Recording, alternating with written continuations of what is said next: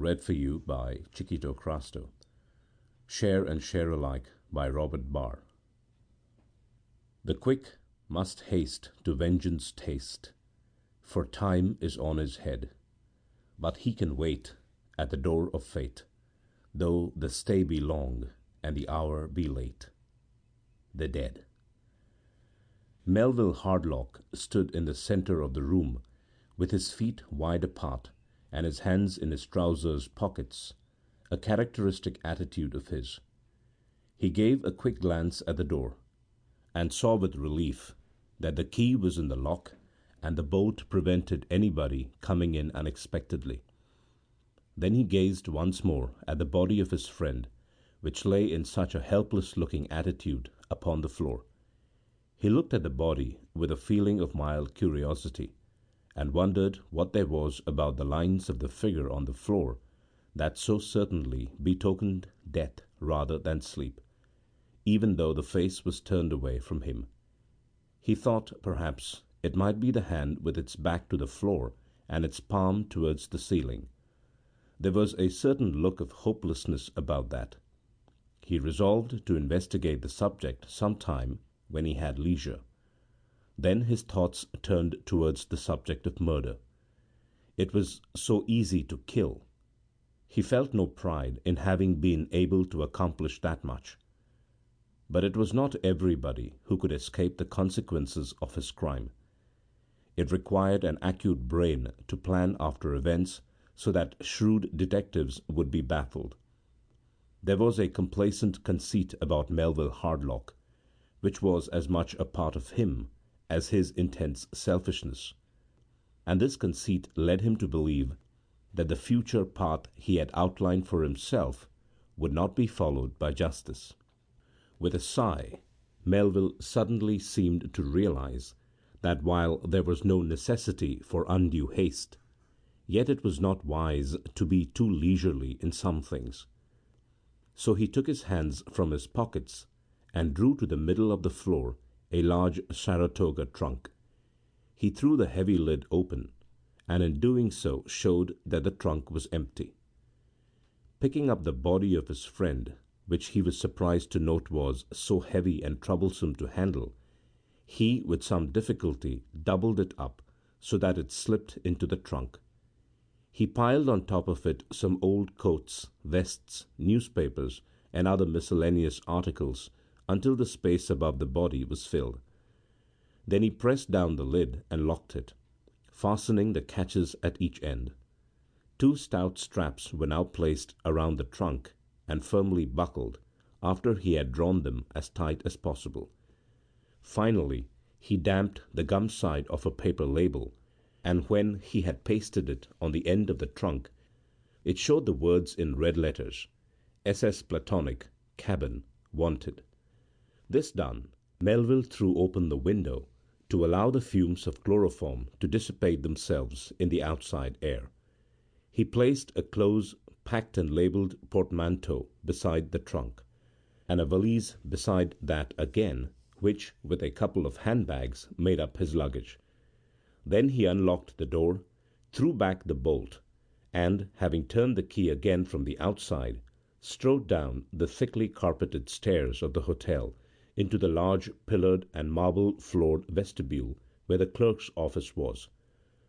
Strolling up to the counter behind which stood the clerk of the hotel, he shoved his key across to that functionary, who placed it in the pigeon-hole marked by the number of his room.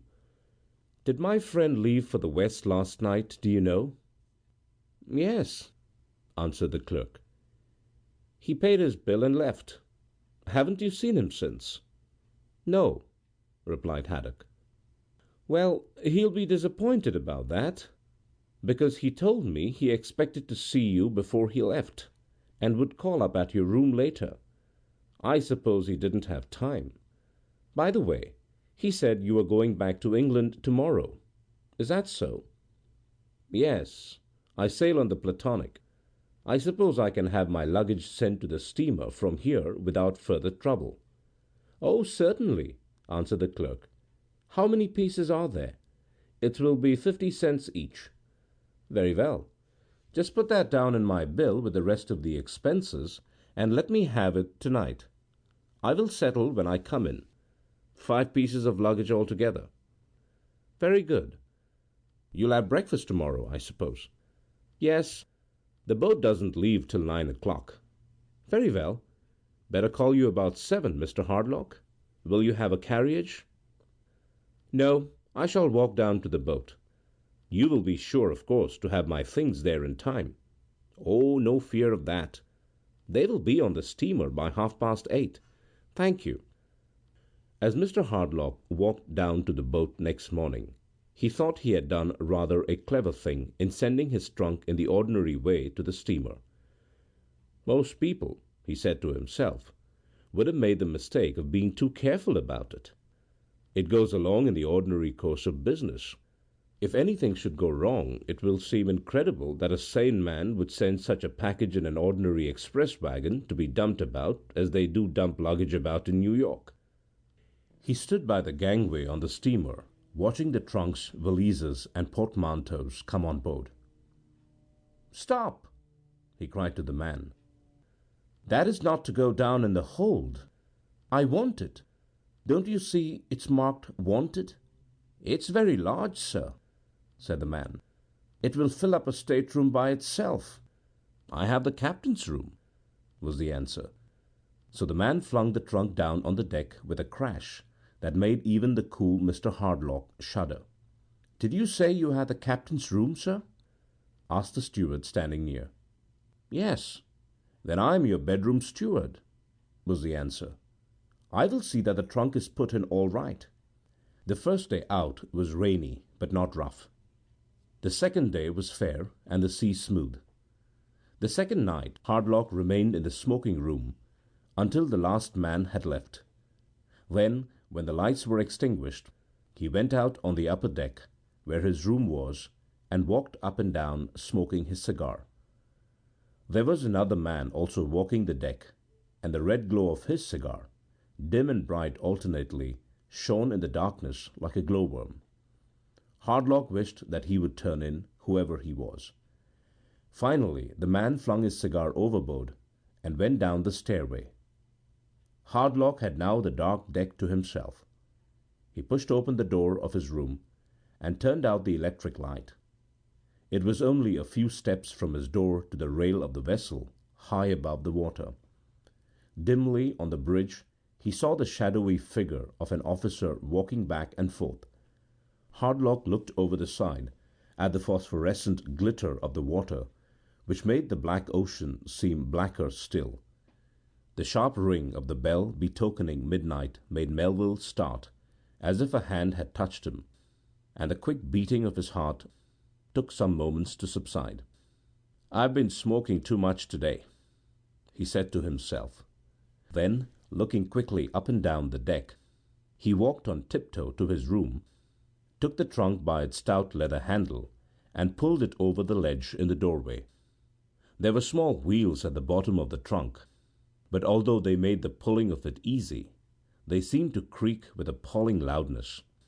He realized the fearful weight of the trunk as he lifted the end of it up on the rail. He balanced it there for a moment and glanced sharply around him, but there was nothing to alarm him. In spite of his natural coolness, he felt a strange, haunting dread of some undefinable disaster, a dread which had been completely absent from him at the time he committed the murder. He shoved off the trunk before he had quite intended to do so, and the next instant he nearly bit through his tongue to suppress a groan of agony. There passed half a dozen moments of supreme pain and fear before he realized what had happened. His wrist had caught in the strap handle of the trunk, and his shoulder was dislocated. His right arm was stretched taut and helpless, like a rope holding up the frightful and ever-increasing weight that hung between him and the sea. His breast was pressed against the rail, and his left hand gripped the iron stanchion to keep himself from going over. He felt that his feet were slipping, and he set his teeth and gripped the iron with a grasp that was itself like iron. He hoped the trunk would slip from his useless wrist, but it rested against the side of the vessel, and the longer it hung, the more it pressed the hard strap handle into his nerveless flesh. He had realized from the first that he dare not cry for help, and his breath came hard through his clenched teeth as the weight grew heavier and heavier. Then, with his eyes strained by the fearful pressure, and perhaps dazzled by the glittering phosphorescence running so swiftly by the side of the steamer far below, he seemed to see from out the trunk something in the form and semblance of his dead friend quivering like summer heat below him.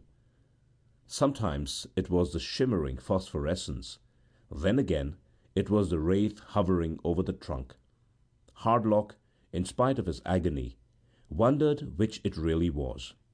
But he wondered no longer when it spoke to him. "Old friend," it said, "you remember our compact when we left England. It was to be share and share alike. My boy, share and share alike.